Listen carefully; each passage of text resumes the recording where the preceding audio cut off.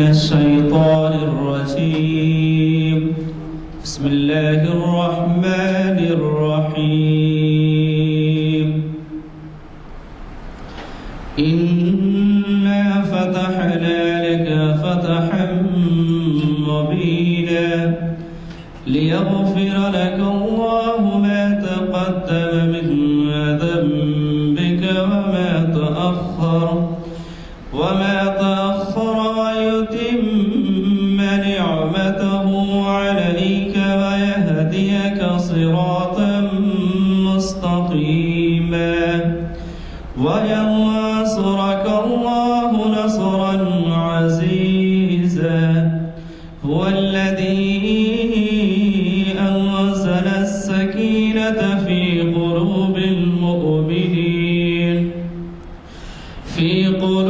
المؤمنين ليزدادوا إيمانا مع إيمانهم ولله جنود السماوات والأرض وكان الله عليما حكيما صدق الله العظيم. آج الحمدللہ تاریخ اسلام کی 951ویں نشست ہے اور الحمدللہ یہ ہماری بڑی پابندی سے کئی سالوں سے چلتی آ رہی ہے اور ہمارے جانے پہچانے مقررین جو ہے بڑے اچھے جو سیاست کے اوپر حالات حاضرہ کے اوپر گہری نظر رکھتے ہیں وہ مخاطب کرتے ہیں بڑے بڑے اسکالرس پروفیسرس اور ڈاکٹرس.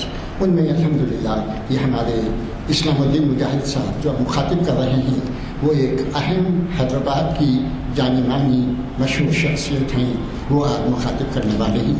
آج ہماری یہ نشست جو ہے گن فاؤنڈری جامع مسجد عالیہ میں بعد نماز عصر جو ہے منعقد ہو رہی ہے کانفرنس ہال میں. اور آج کا جو ہے عنوان ہے صحافت کے 200 سال اور اس کو ڈاکٹر اسلام الدین مجاہد صاحب مخاطب فرما رہے ہیں. آپ سماعت فرمائیں. مجاہد صاحب. قابل احترام بزرگوں اور نوجوان ساتھیوں، جامع مسجد عالیہ کی تاریخ اسلام کی یہ 951 نشست ہونے جا رہی ہے اور آج میں نے جو عنوان منتخب کیا ہے وہ ہے اردو صحافت کے 200 سال.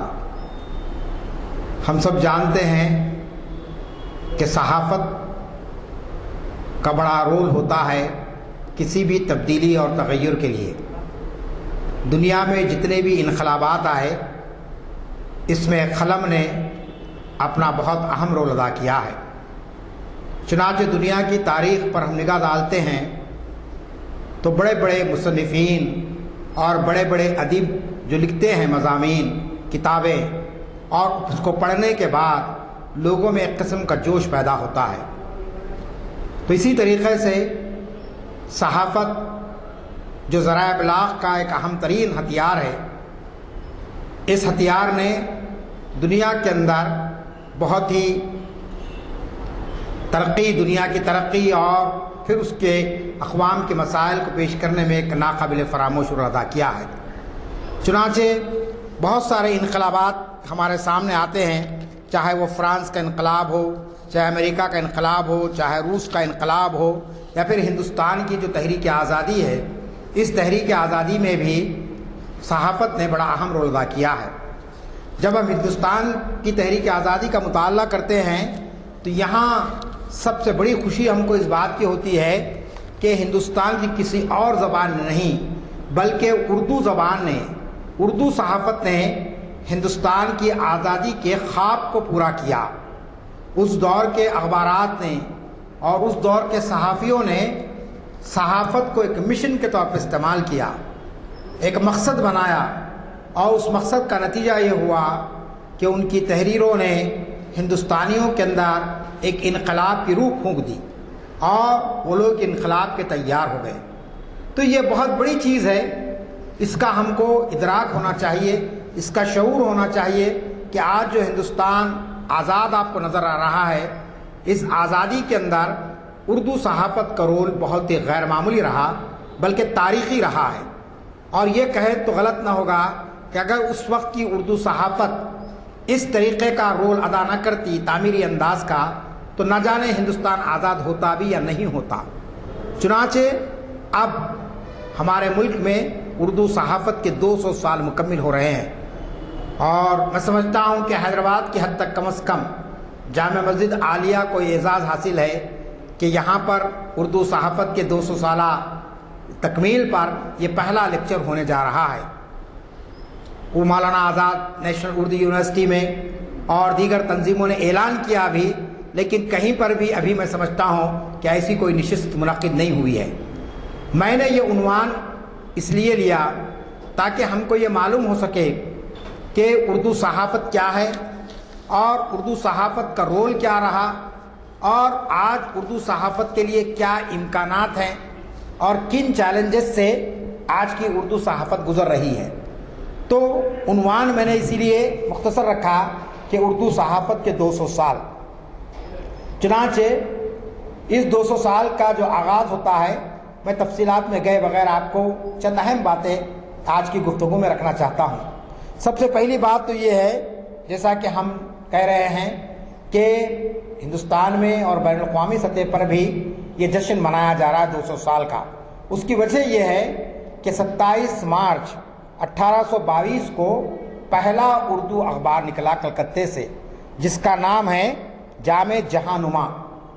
اور یہ بڑی عجیب و غریب بات ہے کہ یہ اخبار کے نکالنے والے ایک غیر مسلم صحافی تھے، ہری ہر دتا ان کا نام ہے، اور انہوں نے یہ اخبار اس دور میں نکالا جبکہ آپ دیکھتے ہیں کہ انگریزوں کے خلاف میں کچھ لکھنا اور کچھ بولنا ناممکنات میں سے تھا، لیکن یہ اخبار اس نے جو ہے نا انگریزوں کے خلاف میں علم بغاوت اٹھایا، اور بہت سارے مضامین ہم پڑھتے ہیں جامع جہاں نما میں تو ایسا محسوس ہوتا ہے کہ ہندوستان کے ہندوستانیوں میں جذبہ حب الوطنی کو پیدا کرنے میں اس اخبار کا بہت ہی اہم رول رہا ہے۔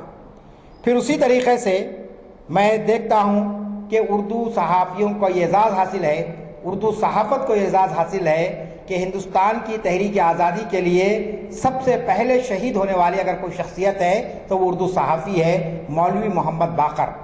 مولوی محمد باقر جو خود ایک اخبار نکالتے تھے دہلی اردو اخبار کے نام سے، جو انہوں نے 1837 میں شروع کیا تھا۔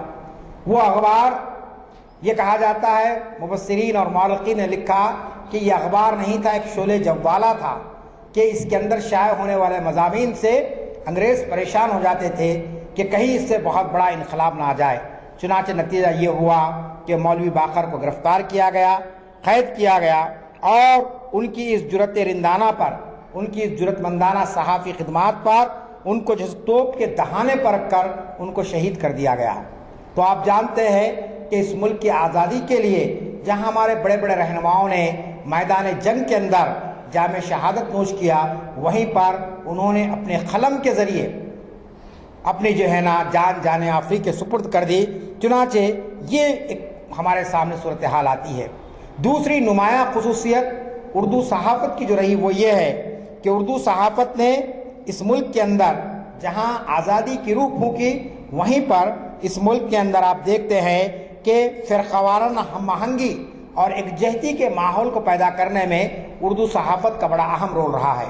اس دور کے اخبارات کے اندر کبھی کسی غیر مسلم کے تعلق سے، کسی ایسے لوگوں کے تعلق سے جو مسلمان نہیں ہیں، کبھی کوئی جملہ، کوئی مضمون آپ نہیں دیکھیں گے۔ تو اس طریقے سے اردو صحافت نے آزادی سے 100 سال پہلے تک بھی اور آزادی کے بعد بھی ملک کے اندر فرقہ وارانہ ہم آہنگی اور یکجہتی کے ماحول کو برقرار رکھنے میں انہوں نے بڑی قربانیاں دی ہے۔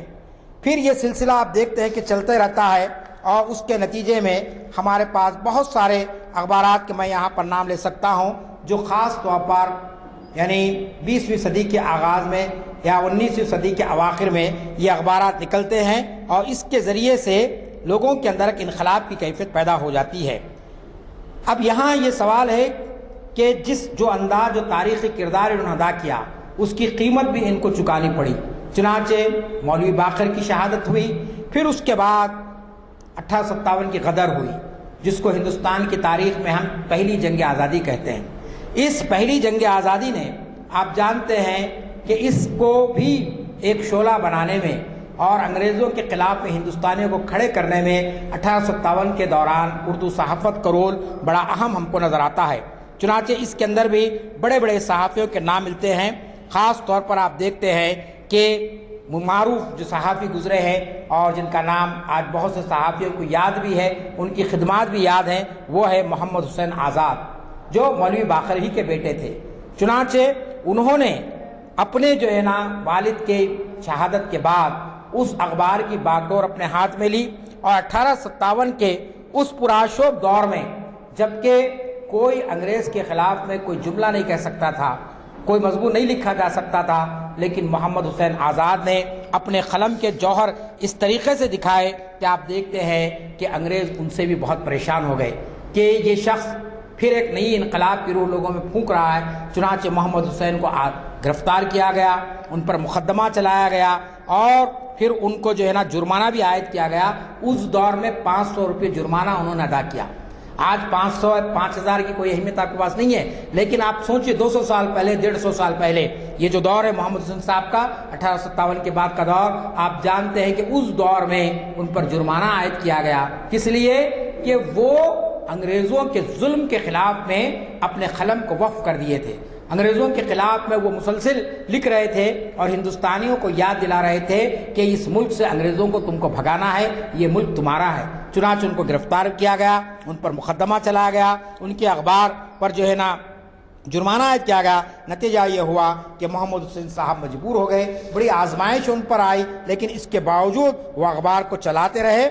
اور انتہا یہ ہے کہ مورخین لکھتے ہیں کہ اخبار کو چلانے کے لیے انہوں نے محنت مزدوری تک کی ہے، یعنی روزانہ جیسے مزدور کام کرتے ہیں اس انداز محمد حسین نے مزدوری کی تاکہ جو ہے سو وہ اپنے مشن کو جاری رکھ سکے۔ لیکن چونکہ انگریز ان کے خلاف میں وارنٹ نکال چکے تھے، ان کے سر پر انعام مقرر کیا گیا تھا کہ جو کوئی بھی شخص محمد حسین کو گرفتار کر کے لائے گا اس کو ہم انعام عطا کریں گے، تو یہ سارے حالات کی وجہ سے وہ در بدر ادھر ادھر پھرتے رہے، چھپتے چھپاتے رہے، اور بالآخر آپ دیکھتے ہیں کہ محمد حسین جو ہے نا یہاں سے لاہور کو چلے گئے، اور جانے کے بعد انہوں نے وہاں پر تدریس کے پیشے کو اختیار کیا، اور پاکستان کے اندر لاہور کے اندر ایک بڑی یونیورسٹی کے میں وہ ایک انگریزی پروفیسر کی حیثیت سے ان کا تقرر عمل میں آیا۔ لیکن اس کے باوجود آپ دیکھتے ہیں کہ انہوں نے قلم سے اپنے رشتے کو ختم نہیں کیا ہے۔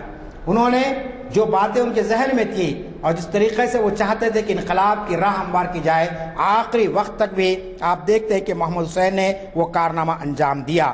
چنانچہ ان کی ملکی خدمات، ادبی، تاریخی، تعلیمی اور سماجی خدمات کے مختلف پہلو ہمارے سامنے آتے ہیں۔ اب آپ دیکھیں گے کہ یہ جشن منایا جا رہا ہے، اس کے اندر بہت سے ہمارے فاضل مقررین اور پروفیسرز، خاص طور پر آپ دیکھیں گے کہ ان کی خدمات کو لوگوں کے سامنے پیش کرنے کی کوشش کی جائے گی، تو بہت سارے پہلو آپ کے سامنے آئیں گے۔ میں آج آپ کے سامنے بالکل مختصر انداز میں اپنی بات کو رکھ رہا ہوں۔ پھر اس کے بعد آپ دیکھتے ہیں کہ 1857 کی غدر کے بعد ایک تو مسلمانوں کی سلطنت ختم ہو گئی، مغلیہ سلطنت کا جو دور تھا وہ ختم ہو گیا تھا، پھر انگریزوں کا عتاب ان پر نازل ہونا شروع ہو گیا۔ جتنے مسلمان پڑھے لکھے تھے، جتنے مسلمان مالدار تھے، ان کی جائیدادوں کو انگریزوں نے چھین لیا، ان کو عہدوں سے ہٹا دیا گیا۔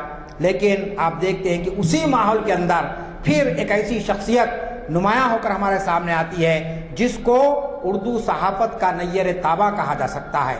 یہ وہ ایک مہتاب تھا، ایک آفتاب تھا کہ جس نے پھر ایک مرتبہ اردو صحافت کو اختیار کر کے انگریزوں کے تعلق سے ان کی جو باتیں تھیں اور ہندوستانی کے جو مسائل تھے اس کو پیش کرنے کی انہوں نے کوشش کی۔ اس شخصیت کا نام آپ جانتے ہیں، سر سید احمد خان ہے، کہ سر سید کو ہم علی گڑھ مسلم یونیورسٹی کے بانی کی حیثیت سے جانتے ہیں، لیکن سر سید نے سب سے پہلے صحافت کا پیشہ اختیار کیا۔ وہ ایک بہترین صحافی تھے اور انہوں نے باضابطہ ایک اخبار نکالا جو آج بھی چل رہا ہے۔ وہ اخبار آپ سنتے ہیں، تہذیب الاخلاق نام کا اخبار ہے، جو آج بھی ہر مہینہ شائع ہوتا ہے۔ خود میرے پاس بھی آتا ہے، ہمارے دوست عبد الرحمن پاشا یہاں بیٹھے ہوئے ہیں، ان مضامین بھی اس میں آتے ہیں۔ تو اس طریقے سے آپ کو معلوم ہونا چاہیے کہ تہذیب الاخلاق جس اخلاص کے ساتھ انہوں نے اس دور میں نکالا تھا وہ اخبار آج بھی چل رہا ہے۔ اب معیار میں فرق آیا ہے، لازمی چیز ہے۔ سر سید کا جو مشن تھا، سر سید کا جو خواب تھا اور سید سید کا جو قلم تھا، لازمی چیز ہے کہ وہ قلم کا حق ہم ادا نہیں کر سکتے ہیں، لیکن آپ دیکھتے ہیں کہ تہذیب الاخلاق کے اندر جو مضامین اس دور میں شائع ہوئے، اس کے ذریعے سے کہا جاتا ہے کہ لوگ آزادی کو بھول گئے تھے، لوگ غلامی کو پسند کر لیے تھے، لیکن اس رسالے کے مضامین کے پڑھنے کے بعد اور سر سید کی جانب سے جھنجھوڑنے کے بعد لوگوں میں تعلیم کا جذبہ پیدا ہوا۔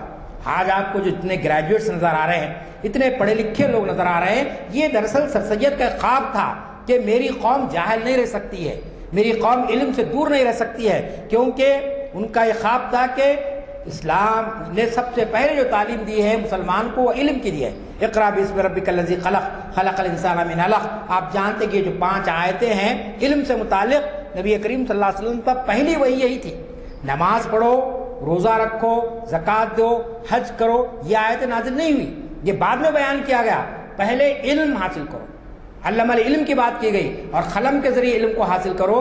چنانچہ آپ جانتے ہیں کہ سر سید نے اپنے اس اخبار کے ذریعے، تہذیب الاخلاق محض ایک اخبار نہیں تھا، ایک مبصر لکھتا ہے کہ یہ دراصل مسلمانوں کے اندر سے مایوسی، شکست خوردگی اور خنوطیت کے دلدل سے نکالنا چاہتے تھے سر سید۔ آپ جانتے ہیں کہ کوئی بھی قوم اگر مایوس ہو جائے، جیسا ہم دیکھ رہے ہیں کہ 2 دن پہلے ایک رزلٹ آیا ہے ایک ریاست کا، تو ایک عام مایوسی لوگوں میں پھیل گئی ہے۔ حالانکہ اس سے مایوس ہونے کی ضرورت نہیں ہے، اس سے گھبرانے کی ضرورت نہیں ہے، اپنا احتساب کرنے کی ضرورت ہے، اپنی غلطیوں کو ٹٹولنے کی ضرورت ہے اور پھر آگے بڑھنا چاہیے، کیونکہ قرآن یہ کہتا ہے کہ تلک الایام نداولها بین الناس، کہ ہم قوموں کے درمیان میں دنوں کو پھیرتے ہیں۔ اللہ نے نہیں کہا تھا کہ مغلیہ سلطنت قیامت تک قائم رہے گی، کہیں ہے کوئی بات؟ اللہ نے نہیں کہا تھا کہ سعودی عرب میں ہمیشہ جو ہے نا آل سعود کی حکومت باقی رہے گی۔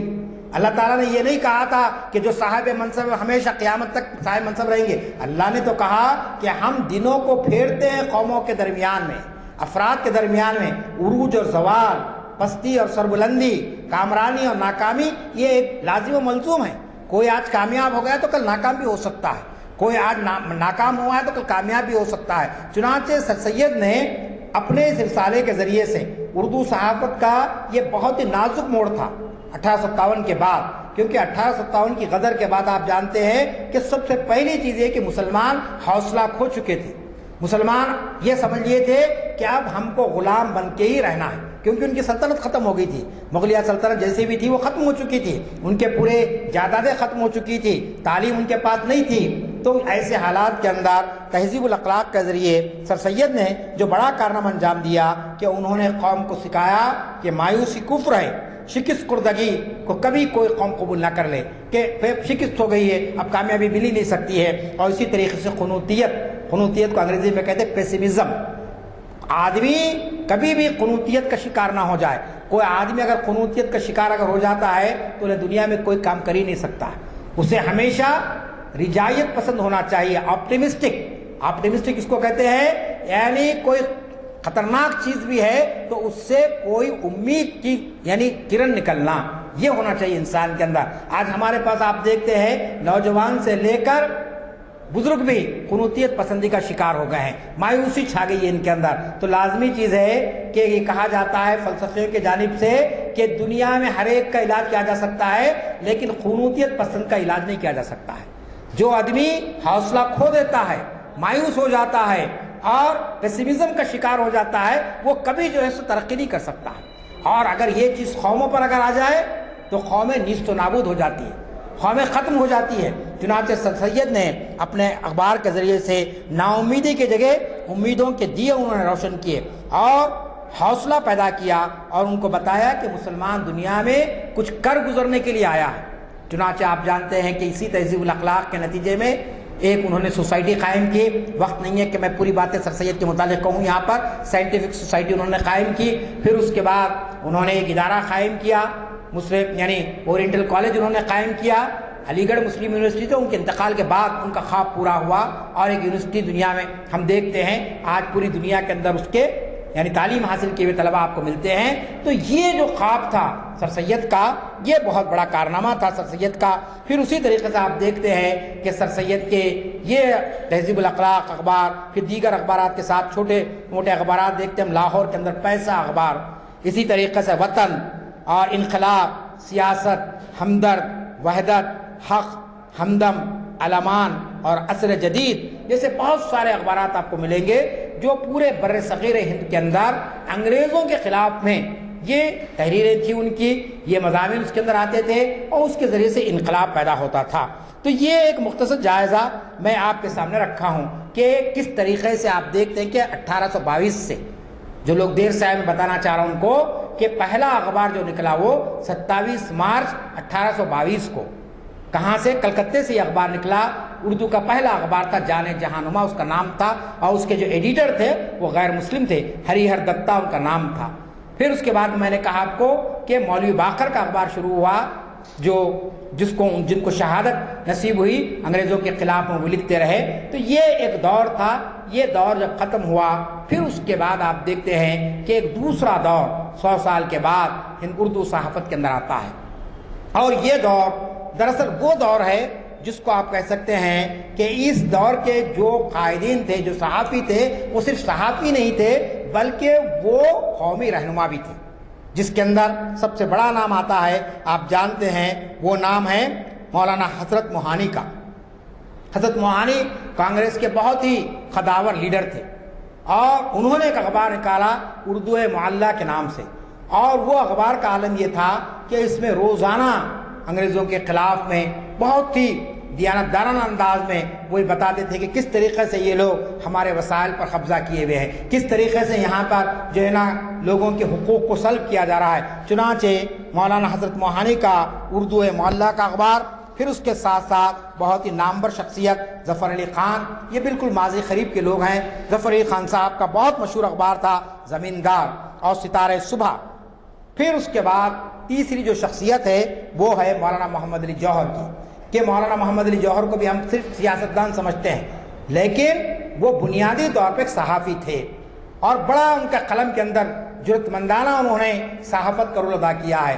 چنانچہ مولانا محمد علی جوہر کے دو خاص طور پر اخبارات مشہور ہوئے، کامریڈ جو انگریزی میں نکالتے تھے، اور اس کے ذریعے سے انہوں نے وہ باتیں لکھی جو انگریز خود پڑھتے تھے اور ان کو خود سمجھ میں آتا تھا کہ ہمارے پاس کیا غلطیاں ہو رہی ہے اور کس طریقے سے ہم کو آگے بڑھنا چاہیے۔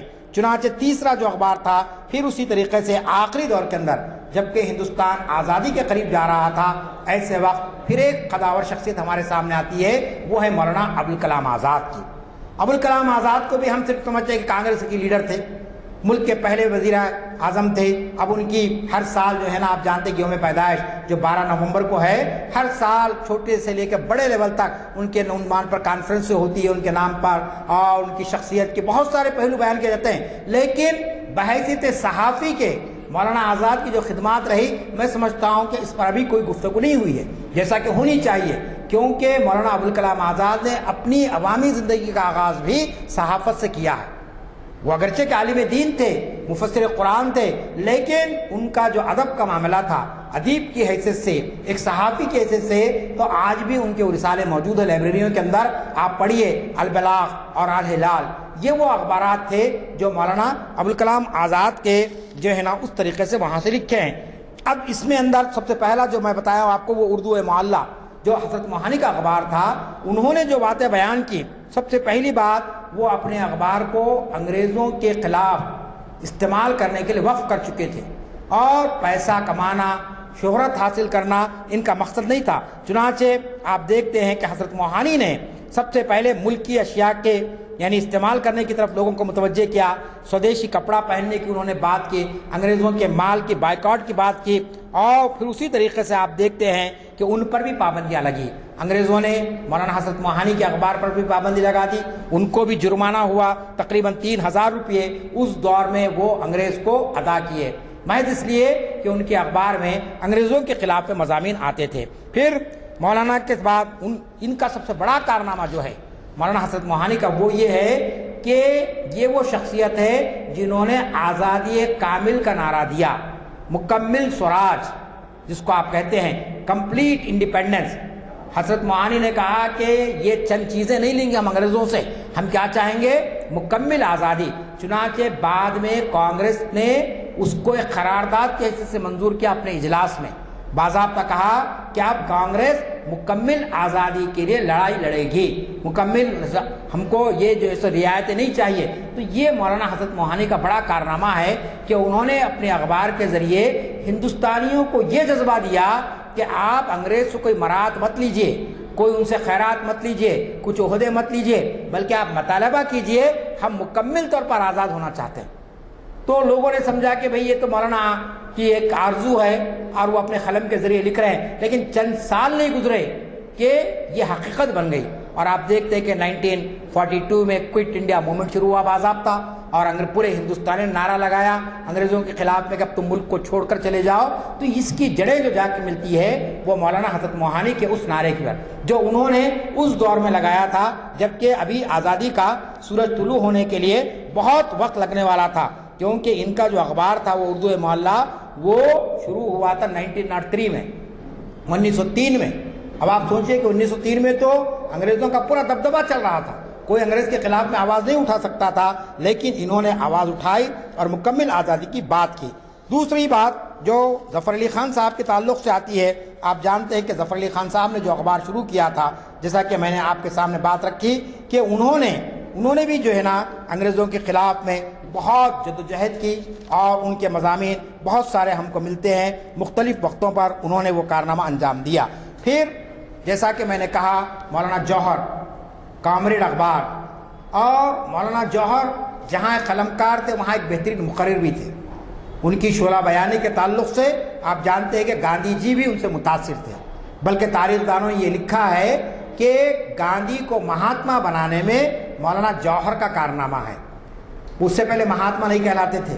یہ تاریخ میں لکھی ہوئی بات ہے، یہ میں اپنی طرف سے نہیں کہہ رہا ہوں، کہ مہاتما کا جو لقب ملا، ان کو جو خطاب ملا، وہ دراصل مولانا جوہر کی وجہ سے ملا۔ وہ اس لیے کہ انہوں نے خلافت موومنٹ شروع کی تھی باضابطہ، اور اس خلافت موومنٹ کے اندر گاندھی جی کو ساتھ لے کر چلے، جامع مسجد کے ممبر سے گاندھی جی کا انہوں نے خطاب کروایا باضابطہ۔ تو یہ جو اتحاد جو میں نے آغاز کیا تھا کہ اردو صحافت کا سب سے اہم رول یہ ہے کہ ملک میں فرقہ وارانہ ہم آہنگی اور ایک جہتی کو اردو اخبارات نے ہمیشہ سے باقی رکھا، اس کو پروان چڑھایا۔ کبھی جو ہے نا کوئی ایسی بات نہیں لکھی گئی جس کے ذریعے سے تناؤ کی کیفیت پیدا ہو جائے، فرقہ وارانہ کشیدگی پیدا ہو جائے۔ چنانچہ آپ دیکھتے ہیں کہ یہ جو کارنامہ تھا ان کا، یہ بہت بڑی چیز ہے۔ پھر اس کے بعد مولانا ابوالکلام آزاد پر میں آتا ہوں کہ مولانا ابوالکلام آزاد ایک بہت بڑی شخصیت تھی، بڑی قداور شخصیت تھی، اور انہوں نے بھی قلم کو استعمال کیا۔ ان کے 2 رسالے، پہلا جس کا ذکر میں نے آپ کے سامنے کیا، البلاغ، یہ اخبار انہوں نے شروع کیا۔ یہ اخبار بھی تھا، رسالہ بھی تھا، جو 12 نومبر 1915 کو یہ اخبار کی اشاعت عمل میں آئی۔ پھر اس کے بعد آپ دیکھتے ہیں کہ کچھ عرصے کے بعد دوسرا، اس سے پہلے پھر الہلال بھی آیا، اور الہلال اور البلاغ یہ 2 ان کے رسالے تھے۔ اس کی جلدیں موجود ہیں، اگر آپ پڑھیں گے تو معلوم ہوگا کہ مولانا ابوالکلام آزاد نے اپنے ان رسالوں کے ذریعے جو بات بیان کی تھی وہ کیا تھی کہ انہوں نے اپنی تحریروں کے ذریعے انگریز سرکار کو للکارا اور بتایا کہ ہمارے ان رسالوں کا مقصد دراصل آزادی کا سور قوم قفتہ میں پھونکنا ہے، یعنی ایسی قومیں جو اب بالکل بس مردہ ہو گئی ہے۔ البلاغ کو اگر آپ پڑھیں گے تو اس کے سر ورق پر لکھی ہوئی بات تھی کہ البلاغ کی اشاعت کا مقصد صرف یہ ہے کہ ہم ہندوستانیوں میں وہ سور پھونکنا چاہتے ہیں کہ جس کے ذریعے سے وہ آزادی کی طرف آ سکے۔ چنانچہ آپ دیکھتے ہیں دوسرا ان کا یہ تھا، اس کا مقصد، یہ سارے اخبارات کا مقصد یاد رکھ لیجئے، محض انگریزوں کے خلاف نہیں تھی، یہاں اور 2 مقصد تھے، ایک تھا اسلام کی اشاعت اور دوسرا تھا مسلمانوں کی سربلندی پورے اردو صحافت کے اندر۔ آج ہم دیکھتے ہیں کہ بعض اردو اخبارات میں اسلام کے تعلق سے لکھنا یا مسلمانوں کے تعلق سے لکھنا، لوگ سمجھتے ہیں کہ بھئی حکومت کو جو ہے نا غیر ضروری کے مشتعل کر دینا ہے، حالانکہ اردو صحافت کی 200 سالہ تاریخ میں اگر آپ پڑھیں گے تو معلوم ہوگا کہ اردو صحافت نے ہمیشہ مذہب کو نہیں چھوڑا ہے، ہمیشہ اسلام کی تبلیغ کا وہ ذریعہ بنے۔ اور جس گروہ کی وہ نمائندگی کرتے تھے ان کے مسائل کو پیش کرنا۔ چنانچہ مولانا آزاد نے بھی صاف طور پر یہ بات لکھا کہ البلاغ کی اشاعت کا مقصد مسلمانوں کو اسلام کے اولین فرائض سے واقف کروانا، یہ اس کا مقصد تھا۔ اولین فرائض کیا ہے؟ بحیثیت مسلمان کی کیا ذمہ داری اس پر عائد ہوتی ہے، اس کا مقصد تخلیق کیا ہے، اس کو بیان کرنا۔ پھر اس کے بعد مولانا نے لکھا کہ الہلال کا مقصد یہ ہے کہ قوم کے اندر جرأت و شجاعت پیدا کر کے آزادی کے لیے ان کو تیار کیا جائے۔ چنانچہ اس کے بعد یہ لکھتے ہیں کہ آگے جا کر ان کا ایک جملہ میں نے یہاں پر کوٹ کیا ہے، وہ یہ کہتے ہیں کہ ہم سائل نہیں اور نہ ہم حریف ہیں، نہ ہم مانگنے والے ہیں، مگر ہم اپنی ہمت، اپنے بھروسے پر نہ صرف ہندوستان کو آزاد کرائیں گے بلکہ اپنے حقوق کی بھی تحفظ کریں گے۔ یہ مولانا آزاد کا مقصد تھا کہ ہم جو ہے نا کوئی ایسی مخالفت نہیں کریں گے جس سے ہندوستانیوں میں آپس میں دشمنی پیدا ہو جائے، کوئی مذہبی منافرت کا ماحول پیدا ہو جائے، اس طرف بھی انہوں نے کوشش کی۔ پھر اس کے ساتھ ساتھ آپ دیکھتے ہیں کہ مولانا آزاد نے لوگوں کو جس طرف واقف کروایا وہ یہ تھا کہ وہ ایک نئی تعمیر قوم کی کرنا چاہتے تھے۔ یہ پوری اردو صحافت کا اگر خلاصہ آپ دیکھیں گے وہ یہ تھا کہ قوم کی تعمیر کس انداز میں ہو، کس طریقے سے ان کو ان کے فرائض یاد دلایا جائے، کس طریقے سے ان کو اس بات کے لیے آمادہ کیا جائے کہ وہ پھر ایک مرتبہ ایک انقلابی کردار ادا کر سکیں۔ تو آپ دیکھتے ہیں کہ اردو صحافت کا جو رول ہے اس پر ہم کو خوش ہونا چاہیے، ہم کو فخر کرنا چاہیے کہ ہندوستان کی آزادی کے لیے اردو صحافت نے ابتدائی دور سے لے کر آج تک بھی بڑا اہم کردار ادا کیا ہے۔ اب لازمی چیز ہے کہ 200 سال میں آپ کو حالیہ تاریخ بھی آ جائے گی، آزادی کے بعد کی تاریخ 1947، تو 1947 سے لے کر 2022 تک اگر ہم جائزہ لیتے ہیں اردو صحافت کا تو یہ بات ہم کو کہنا پڑتا ہے اور کہنا چاہیے کہ اگر اردو صحافت نہ ہوتی تو اقلیتوں کے مسائل کی صحیح انداز میں نمائندگی نہیں ہو سکتی تھی۔ آج بھی اردو صحافت اپنے تمام تر مسائل کے باوجود اقلیتوں اور خاص طور پر مسلمانوں کی ترجمان بنی ہوئی ہے۔ کون سا اخبار آپ کے مسائل کو پیش کر سکتا ہے؟ آپ جانتے ہیں کہ نیشنل میڈیا ایسے ایشوز کو پیش کرتا ہے جس سے کچھ حاصل ہونے والا نہیں ہے۔ 3 طلاق کا مسئلہ آ گیا، اس کو اچھال دیا جاتا ہے، دم دھماکہ کوئی واقعہ ہوا، اس کو اچھال دیا جاتا ہے، لیکن مسلمانوں کی بے روزگاری، مسلمانوں کی پریشانیاں، ان کے سماجی مسائل، ان کے معاشی مسائل، آپ جانتی ہیں کیا نیشنل اخبارات اس کو دیتے ہیں اہمیت؟ کوئی اہمیت نہیں دیتے ہیں۔ تو آج بھی اردو اخبارات کی اہمیت ہے، آج بھی اس کی افادیت موجود ہے، لیکن اردو اخبارات کو جو چیلنجز ہے ان چیلنجز کو سمجھنا چاہیے۔ ہمارے نوجوان صحافی یہاں بیٹھے ہوئے ہیں، ہم جانتے ہیں کہ آج اردو صحافت ایک بہت ہی نازک دور سے گزر رہی ہے۔ کیوں کہ آج کا اردو صحافی اگر حق و صداقت کا ساتھ دیتا ہے تو اس پر بھی وہی آزمائش آ سکتی ہے جو آزمائش مولوی باقر پر آئی، جو آزمائش محمد حسین پر آئی۔ آپ دیکھ رہے ہیں کہ دہلی یونیورسٹی کے نوجوان طلبہ اس وقت جیلوں میں گرفتار بند ہے، کئی نوجوان صحافی کو پولیس نے جو ہے سب مختلف مقدمات میں دائر کر دیا۔ تو یاد رکھ لیجئے حکومتیں کبھی بھی قلم کی دھار کو برداشت نہیں کر سکتی ہیں۔ قلم ایک ایسی طاقت ہے کہ جس کے ذریعے سے لوگوں کے ذہنوں کو بدل دیا جا سکتا ہے۔ آج بھی حکومت کس سے ڈر رہی ہے؟ حق گو صحافت سے ڈر رہی ہے، دیانتدار صحافت سے ڈر رہی ہے، ایسی صحافت سے ڈر رہی ہے جو حکومت کو آئینہ دکھا سکے ان کے غلط کاموں کے۔ تو آج بھی ہم کو اردو صحافت کی طرف توجہ دینی چاہیے، اس پیشے کو اختیار کرنا چاہیے۔ میں آخر میں یہ کہنا چاہتا ہوں کہ ہم صرف واقعات کو بیان کرنے کے لیے محفل نہیں رکھتے ہیں، اس کے ذریعے سے ہم یہ چاہتے ہیں کہ ہماری نسل کو یہ بتایا جائے کہ آپ کے اسلاف نے یہ کارنامہ کیا ہے، اب آپ کو کیا کارنامہ کرنا ہے۔ آپ جانتے ہیں کہ اردو صحافت کو آج کل امکانات بہت زیادہ ہیں، کئی آپ کو اخبارات نکل گئے ہیں، کئی آپ کے ٹی وی چینلز نکل گئے ہیں، کئی لوگ شکایت کرتے ہیں کہ صاحب ہمارے پاس نیوز پڑھنے والا نہیں ہے۔ میں کوئی تنقید نہیں کر رہا ہوں، لیکن بعض نیوز چینلز پہ جو نیوز آتی ہے تو بعض وقت سوچنا پڑتا ہے کہ اردو بول رہے ہیں یا فارسی بول رہے ہیں، یعنی اتنی غلطیاں بعض اردو اخبارات کے اندر کتابت کی غلطیاں ہوتی ہے۔ تو لازمی چیز ہے اس کے لیے ادارہ ذمہ دار نہیں ہے، چونکہ ہمارے پاس نوجوان نسل اردو صحافت کو زندہ رکھنے کا جو بنیاد ہے اس سے دور ہو گئی ہے۔ وہ کیا ہے؟ اردو ذریعہ تعلیم۔ کیا آپ جانتے کتنے بچے اردو پڑھ رہے ہیں؟ آج اردو اخبار آ رہا ہے تو میں پڑھ رہا ہوں، خوش ہو جا رہا ہوں، میرا مضمون چھپا تو سمجھے نا آپ۔ بچے کچھ پڑھ لیے تو پڑھ لیے، لیکن محلے کا کوئی آدمی پڑھ کے میرے کو یہ نہیں بول رہا کہ صاحب میں آپ کا مضمون پڑھا بہت اچھا تھا، بلکہ میرا کوئی رشتہ دار فون نہیں کرتا مجھے کہ صاحب آپ کا مضمون آیا بہت اچھا دکھا۔ کیوں؟ اس لیے کہ ہمارے پاس اردو پڑھنے والے کوئی نہیں رہے۔ تو جب تک کہ اردو صحافت کو برگوبار لانا ہے تو اردو زبان کو زندہ کرنا پڑے گا، اور اردو زبان کو زندہ کیے بغیر آپ اردو صحافت کو نہیں چلا سکتے. یہ چیز ہمارے اس کے لیے ہماری نسل کو اردو ذریعے تعلیم دینا چاہیے. میں یہ نہیں کہہ رہا کہ اردو میڈیم ہی پڑھائیے، آپ انگریزی میڈیم مت پڑھائیے. سر سید نے تو انگریزی تعلیم اس دور میں کہی 200 سال پہلے، تو آج تو انگریزی کی بہت زیادہ اہمیت ہو گئی ہے، لیکن اردو کو مت چھوڑ نہیں سکتے آپ. اگر آپ اردو کو چھوڑ کر صرف انگریزی کی بات کریں گے تو لازمی چیز ہے کہ پھر آپ وہی بن جائیں گے جیسے کہ انگریزی صحافی ہیں کہ ان کا نہ قلم آزاد ہے نہ ان کا دماغ آزاد ہے. آج ہم کو معلوم ہے کہ بہت بڑے بڑے صحافی مسلمانوں کے، لیکن بہت کم ایسے ہیں جو مسلمانوں کے مسائل کو پیش کر سکتے ہیں. بہت سے ایسے ہیں جو حقیقت کو بیان نہیں کر سکتے. میں ایک ذمہ دار پلیٹ فارم ہے، میں نام نہیں لے سکتا ہوں، کیسے کیسے صحافیوں سے ہم نے امیدیں رکھی تھی، لیکن وہ صحافی آج ہماری صفوں میں نہیں ہیں، وہ غیروں کی صف میں چلے گئے، باطل طاقتوں کی طرف چلے گئے ہیں، مسلمانوں کے خلاف پروپیگنڈا کرنے میں وہ لوگ شامل ہو گئے ہیں. تو یہ دراصل زبان کا رشتہ ہے. اگر ہمارا صحافی دین سے اور زبان سے واقف رہے گا تو اردو صحافت کا وہ امین بن سکے گا، وہ اردو صحافت کی حفاظت کر سکے گا. اگر وہ نہیں کرے گا تو لازمی چیز ہے کہ اس سے کوئی حاصل ہونے والی نہیں ہے. تو بہت سے امکانات ہیں.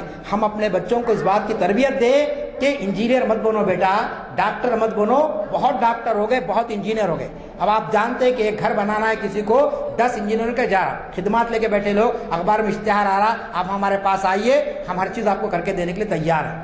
جیسا کہ منڈی میں ترکاری لینے جاتے ہیں، یہ حال آج انجینئروں کا ہو گیا ہے. میں کوئی تبصرہ نہیں کر رہا ہوں. ڈاکٹرز کا معاملہ آپ دیکھیے، کتنے کلینک کھول کے لوگ بیٹھے ہوئے ہیں، لیکن صحافی کہاں ہے؟ ایک بہترین صحافی کہاں ہے جس کے آرٹیکل پڑھ کر، جس کی خبر پڑھ کر حکومت حرکت میں آ جائے، حکومت فوری اس مسئلے کو حل کرنے کے لیے کوشش کرے. تو آج آپ کو صحافت کے پیشے کو اختیار کرنا ہے اور اپنے اس صحافت ایک مشن بن جائے، آپ کا ایک ذمہ داری بن جائے. بلکہ ایک صاحب نے لکھا ہے، صحیح بات لکھی انہوں نے، کہ صحافت کا پیشہ اس طریقے سے اختیار کرنا چاہیے جیسا کہ آج تبلیغی جماعت جس طریقے سے لوگوں کو نماز کی طرف راغب کرتی ہے، کہ ایک دینی مشن سمجھ کر، دنیاوی مشن نہیں کہ ہم اس سے کچھ کما لیں گے، کچھ پوزیشن مل جائے گا، یہ نہیں، بلکہ آج ضرورت ہے. اور آپ جانتے ہیں کہ اسلام نے اس بات کی تعلیم دی ہے کہ وقت کے تقاضوں کے ساتھ تعلیم حاصل کی جائے. امام غزالی کا قول یاد رکھ لیجئے. امام غزالی نے فرمایا کہ ہر وہ علم جو زمانے کے تقاضوں کی تکمیل کے لیے ضروری ہے اس کا حاصل کرنا فرض کفایہ ہے. اب آپ جان لیجئے فرض کفایہ. اگر مسلم امت کے اندر اچھے صحافی نہیں آتے ہیں، قوم کی صحیح ترجمانی نہیں کرتے ہیں، تو خدا کے دربار میں یہ قوم کو جواب دینا پڑے گا کہ آپ کے پاس وسائل تھے، ذرائع تھے، آپ نے کیوں صحافی نہیں پیدا کرے. آج دینی مدارس کی اتنی ضرورت نہیں ہے، محلے محلے میں دینی مدارس قائم ہو گئے ہیں. آج جو ہے نا فقہی مسائل پر گفتگو کی ضرورت نہیں ہے، آج جو ہے نا کوئی اور چیزوں کی ضرورت نہیں ہے. آج صحافت کی ضرورت ہے کہ جس کے ذریعے سے ہمارے مسائل ہمارے برادران وطن تک جائے. کتنے غیر مسلم ہیں جن کو اسلام کے تعلق سے معلوم نہیں ہے. ہمارے پاس تیلگو میں لکھنے والے، انگریزی میں لکھنے والے یا اردو میں لکھنے والے بہت کم ہوتے جا رہے ہیں. تو صحافت میں امکانات بہت ہیں لیکن چیلنجز بھی ہیں. آپ جانتے ہیں کہ سب سے نازک پیشہ وہ صحافت کا پیشہ. یہ جتنا چیلنج اس کے اندر ہے کسی اور جگہ نہیں ہے. اس کے اندر ہم نے دیکھا بعض لوگوں کو کہ بڑے بڑے صحافیوں کو لوگ قتل کی دھمکی دیتے تھے کہ اگر کل آپ نے کچھ لکھا ہے میرے خلاف تو آپ کو قتل کر دیا جائے گا. اگر نہیں ڈرتا ہے تو دوسرے دن کہتے ہیں کہ صاحب یہ بنگلہ آپ کے نام پہ کر دیے، یہ لے لیجیے بنگلہ، لیکن قلم روک دیجیے. تو آفر بھی ہوتا ہے، دھمکی بھی ہوتی ہے. اور ایسے وقت صحافی واقعی اگر صحافی ہوتا ہے تو وہ آگے نکل جاتا ہے. تو آپ دیکھتے ہیں کہ ہمارے اسلاف نے وہی کارنامہ انجام دیا. بڑے بڑے صحافیوں کی تاریخ کو آپ پڑھیے کہ کس طریقے سے وہ ڈٹ گئے حق کے راستے پر، اور انہوں نے کبھی جو ہے کوئی سودا نہیں کیا کسی معاملے میں. تو صحافت میں بہت بڑا چیلنج ہے. اور آج ہندوستان کی سیاست جس رخ پر جا رہی ہے، میں کہنا چاہتا ہوں کہ اردو صحافت کو ہم مضبوط کرنے کی ضرورت ہے. لوگ کہتے ہیں کہ صاحب آپ کے ایک مضمون لکھنے سے کیا ہوتا؟ بہت کچھ ہوتا ہے، یاد رکھ لیجیے. کہاں کہاں لوگ پڑھتے ہیں. میں تبصرے میں کہہ دیا آپ کو کہ صاحب کوئی ہمارے رشتہ دار فون نہیں کرتا، کوئی کچھ نہیں کرتا، یہ بات میں نے کہی، لیکن یہ بھی حقیقت ہے کہ لوگ دور دور سے فون کرتے ہیں مضمون پڑھ کر. کشمیر سے لوگ فون کرتے ہیں، علی گڑھ سے لوگ فون کرتے ہیں کہ صاحب ہم نے آپ کا مضمون پڑھا ہے. ہمارے رحمان پاشا میں بیٹھے ہوئے وہ نوجوان صحافی ہیں، ان کے مضامین چھپتے تو لوگ کہتے ہیں کہ بھائی بہترین لکھ رہے وہ آج کل. تو اس طریقے سے کام ہو رہا ہے، لیکن ہم کو چاہیے کہ اس منظم انداز میں ہم کام کریں، صحافت کے پیشے کو اختیار کریں اور اس کو خدمت بنائیں اپنے لیے. ہمارے اردو صحافی ہیں، ان کے مسائل کو بھی ہم دیکھیں، ان کو حل کرنے کی کوشش کریں، اردو صحافت کو جدید ٹیکنالوجی سے آراستہ کریں۔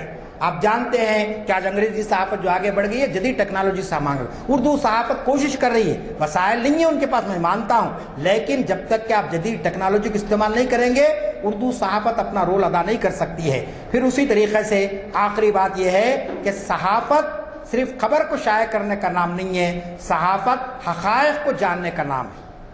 صحافت وہ نہیں ہے کہ عام لوگ جو بول رہے ہیں وہ صحافی بولے، صحافی وہ ہوتا ہے جو آنے والے پیش آمدہ واقعات کو آپ کے سامنے رکھ دے، یہ صحافی کا کردار ہوتا ہے، اور ہمارے بزرگوں نے، ہمارے بڑے بڑے صحافیوں نے وہی کارنامہ انجام دیا۔ لہٰذا میں سمجھتا ہوں کہ ہم کو اردو صحافت کو آگے بڑھانا چاہیے، اس کو مضبوط کرنا چاہیے، اور کم از کم آخری بات یہ ہے کہ اردو اخبار ہم اپنے گھروں میں جاری کریں، اپنے بچوں کو اردو اخبار پڑھائیں، ان کو بتائیں کہ اس کا کیا رول رہا اور کیسی کیسی شخصیتیں اس سے وابستہ رہی۔ یہ چند باتیں تھیں جو آج میں نے آپ کے سامنے رکھی، اور میں چاہوں گا کہ انشاءاللہ حیدرآباد میں اور دیگر مقامات پر بھی اردو صحافت بڑے پروگرام ہونے جا رہے ہیں، اس میں آپ شریک ہوئیے اور ان کو مشورے دیجئے کہ آپ ایسے قداور شخصیتوں کے تفصیلات لوگوں کے سامنے رکھیں کہ مولانا ابوالکلام آزاد کی کیا خدمات رہی ہے بیض صحافی کے، مولانا جوہر کی کیا خدمات رہی ہے، مولوی باقر کی شہادت ابھی ہوئی ہے، بتائیے کتنے لوگوں کو یاد ہے؟ سپٹمبر میں شاید 21 سپٹمبر ان کی یوم شہادت ہے، لوگ نہیں جانتے کہ محمد باقر کی کیا خدمات رہی ہے۔ تو آج ہم کو ضرورت ہے ان ساری چیزوں کو لوگوں کے سامنے لائے، تاکہ یہ جو آوازیں اٹھ رہی ہے کہ یہ ملک آپ کا نہیں ہے، آپ کو یہاں سے چلے جانا چاہیے، آپ ایسا ہو جانا چاہیے، ہم دوسرے درجے کے شہری آپ کو بنا دیں گے، ان کے لیے صحیح جواب یہ ہے کہ تاریخ کے حوالے سے ان کو بتایا جائے کہ ہماری خدمات ایسی رہی ہے کہ جس سے تاریخ کوئی انکار نہیں کر سکتا ہے۔ اللہ تعالیٰ سے دعا ہے کہ اللہ تعالیٰ ہماری ان کوششوں کو شرف قبولیت عطا فرمائے اور ملت کے اندر ایک صحیح شعور کو بیدار کرے۔ رب اغفر وارحم وانت خیر الراحمین، وآخر دعوانا ان الحمد للہ رب العالمین۔